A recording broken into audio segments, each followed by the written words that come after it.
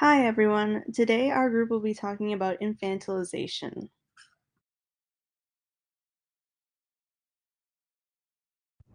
Without using speech or accurately moving your body, answer the following question. What's your favorite color?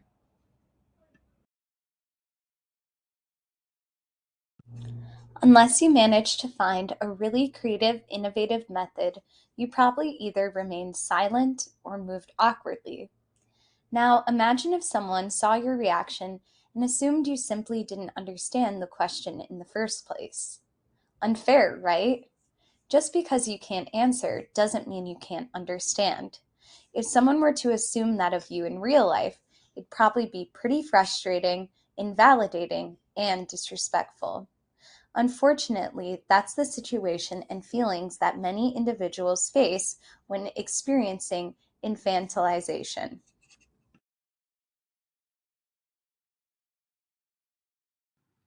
What is infantilization? The general definition is treating an adult like a child, particularly in a way that takes their maturity from them. This is done in a condescending or patronizing way and is done to make them feel like a child. In a general sense, infantilization is used to maintain power, and we see it a lot in narcissistic parents trying to keep their child dependent on them, but it's certainly present in other types of relationships. In the context of disability, this means treating a disabled adult as if they were a child, and is heavily, if not completely, motivated by ableism. It's the idea that they can't function as a normal adult entirely due to their disability and need to be treated like a child.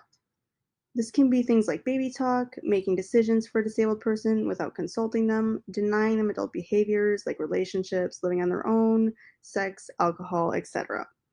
We'll talk a little more about these examples as we go on, but just to give you a general sense of some of the common ways this shows up.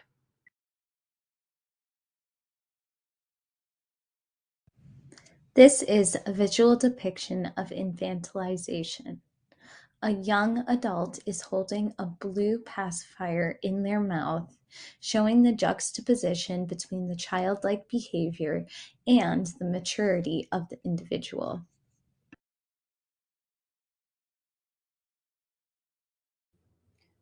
For centuries, the infantilization of those who have been perceived to have disabilities has been used as a tool to enforce a social hierarchy that puts white cis men at the top. In Western society, one of the earliest examples of this occurred during the colonial era. During this time period, colonizers described the indigenous people they interacted with as childlike and framed them as being impaired and irrational. When deemed unfit for society by the colonists, they were defined as disabled. In doing this, the colonizers had justified the atrocities they committed by painting the picture that they were done in order to help and civilize the so called savages. This paternalistic argument has continued on and has allowed for the rights of people with disabilities to, t- to be taken away or withheld from them.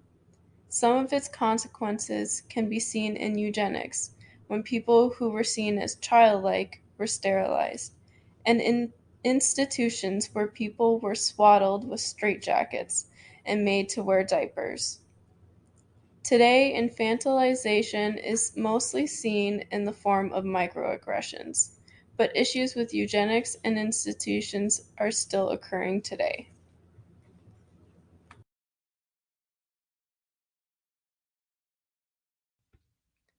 When looking at infantilization in disability studies, it is most prominently talked about in accordance with autism. Parents, teachers, and medical staff will more than likely exhibit infantilization when communicating with people with autism or talking about them.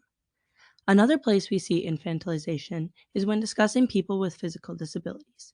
Society is quick to jump to assumptions of what people with physical disabilities cannot do and may limit their physical activities for people with disabilities. Medical staff often falls victim to infantilization when discussing possible diagnoses, treatment, or practical care. This is often seen when medical providers talk about the individual with a disability like they're not present in the room and only speak to their caregivers.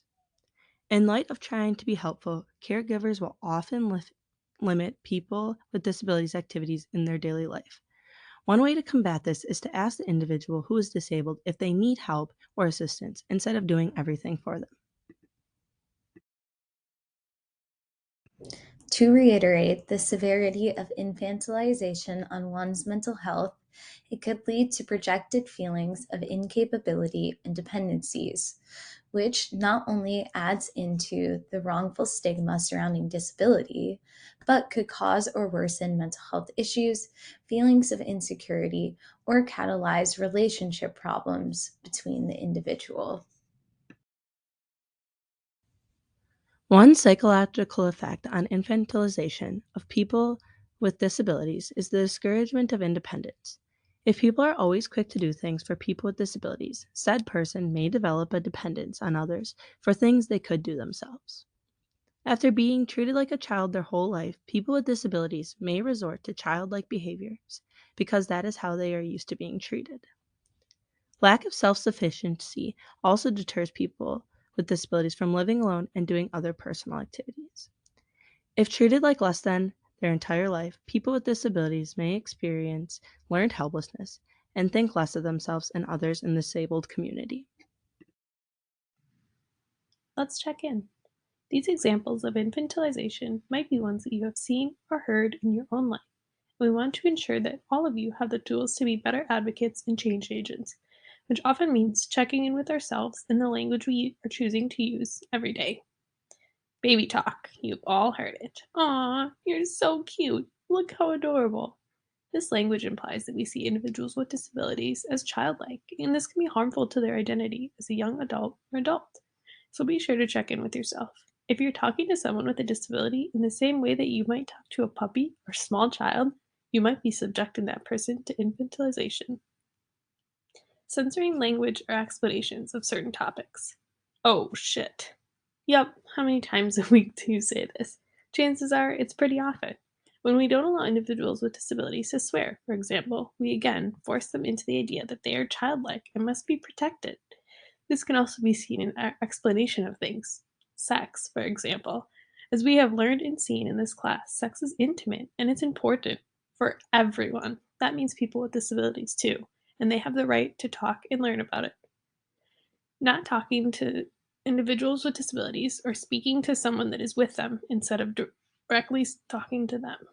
When we speak about someone without acknowledging them, we take away their power and identity as an individual. Along with this, we don't know if the person accompanying them is even a caregiver, or that they need an additional explanation. So it is important to not make assumptions or simplify your language, unless, of course, that person asks you to.